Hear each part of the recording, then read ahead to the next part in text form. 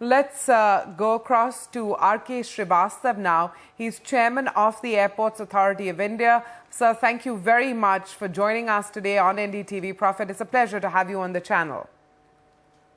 Thank you. Thank you very much for calling me. So first of all, I have to ask you, about the Chennai airport, the learnings for the Airports Authority of India from that experience. Can you share them with us? Yes, the main learning is that our infrastructure, particularly the air infrastructure, should be disaster resilient. The main lessons to be learned that our airport should be ready for any kind of the disaster. And that's why we have started a program in coordination with the UNDP to make our people who are engaged for different kind of the activities at the airport to make them ready for any kind of the disaster. Day before yesterday only, we launched this program at Guwahati, and we will take it further to Patna and many other airports to increase the capacity of our people who are in the operation and the infrastructure development, so that they develop the infrastructure which are disaster resilient, and the people who are engaged for different kind of the activities, they are ready to meet this kind of the eventuality and give comfort and welfare to the passenger who are stranded in this kind of the event. Sure, sir. I don't know if you've got estimates already, but any early estimates of what the cost of restoring the infrastructure is going to be at the Chennai airport? I'm sure there's loss for the airlines as well, but I guess that's a separate matter. Any early estimates on the losses, sir? We are making the post-disaster damage assessment. We have already, the process is on. But the main damage which has occurred to the airport, that is there has been breaches of the boundary wall at different places, and the drainage system is also affected, and the water has also gone into the basement, and many of our CNS equipments and the establishment, they were submerged in the water. However, we have restored the ANS operations. Now the airport is functioning fully day and night on 24/7 thing, and the other damages like the damages to the boundary wall and others. So we have made some temporary arrangement for the time being, but we will go for their rehabilitation, and we will restore whatever the damage has occurred to the boundary wall as well as to the airstrip. That we are working. Okay, sir. Let's look forward now. The Airports Authority of India has put forward an estimate of $12 billion. That's what it's going to need over the next 7 years, to construct new airports, to upgrade existing airports. What is the blueprint behind this $12 billion number? You see, this year there has been a very robust increase in the passenger movement. Since January 2015. The average increase is between 19 to 20%.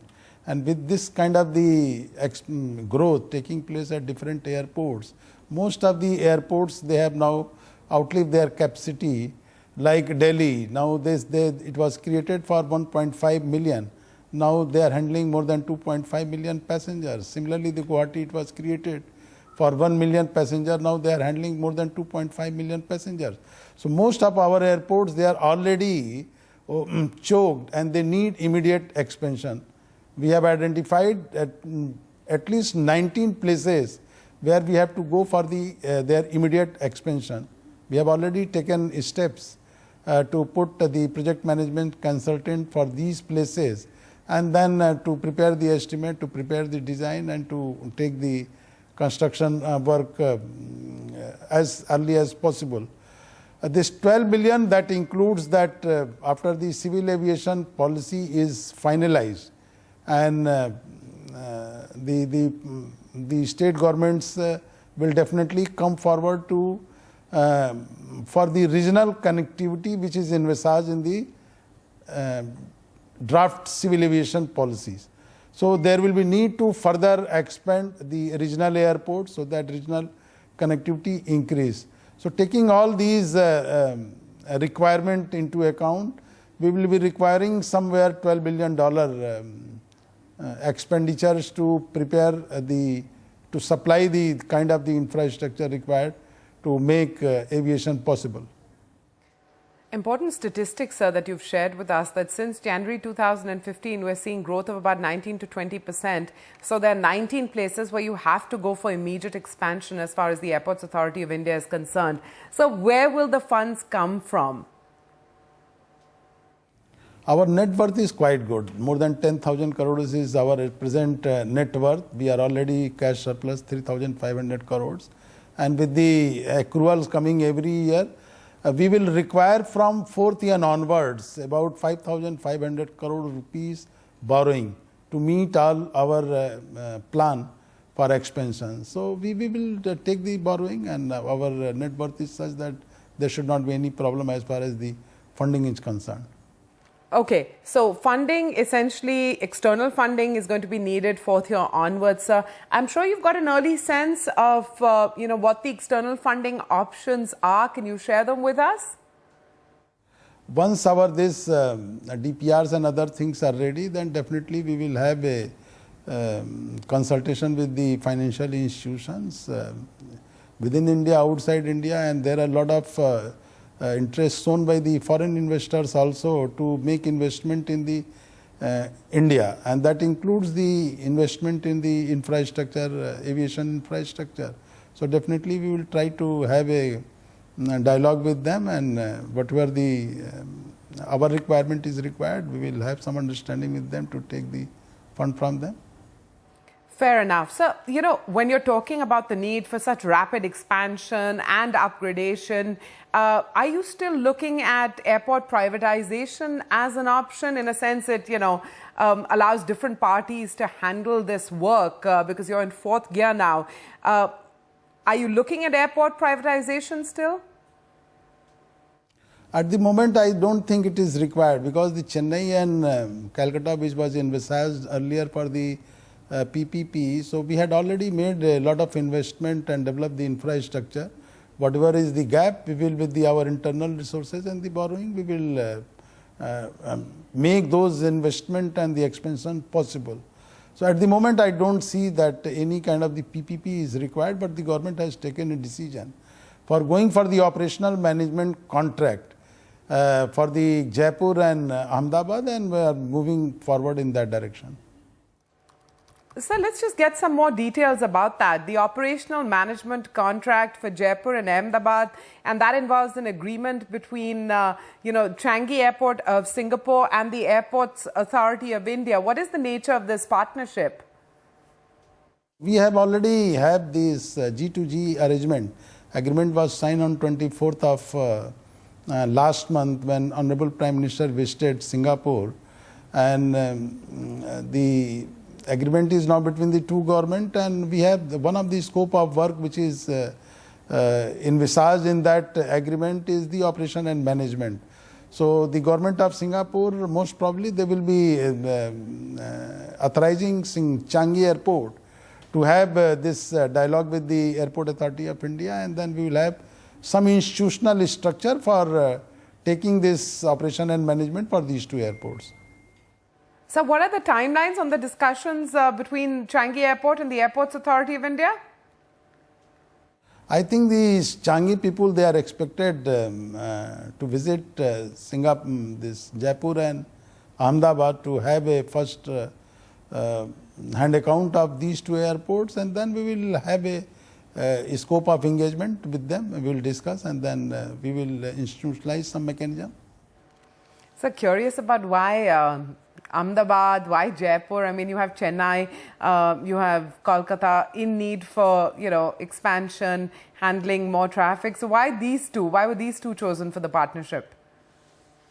Actually, in these, earlier it was emphasized that the 6 airport will be taken up for the PPP, then it was reduced to 4. And then Chennai and Calcutta, it was decided at the highest level that it will be developed and managed by the Airport Authority of India. And to begin with, let us start with the Jaipur and Ahmedabad and see, and if it succeeds and we move forward, then we further things, if there is a need, we will take it forward to some other airports. Okay, so, Jaipur and Ahmedabad, in a sense, are a precursor to many more such partnerships that could take shape. Let's talk about the revenue segments of the Airports Authority of India, sir. Can you just break them down for us? Which ones are doing well? I mean, you talked about the fact that, passenger traffic since January this year has gone up 19 to 20%. That means the service fee that passengers pay would have gone up proportionately as well. But just break up the revenue segments in detail. Which ones are doing well? Of course, with the growth of the passenger number, our airport charges, which comes from them, that is also increasing. We are trying to increase our non-aeronautical revenue, which comes basically from the commercial activities done at the terminal and outside the terminal on the city sides.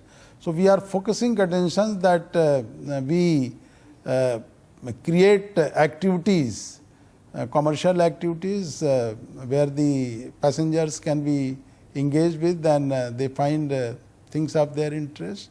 Our commercial revenue increases. We are trying to have a more food and beverages shops there, as well as the retail shops there.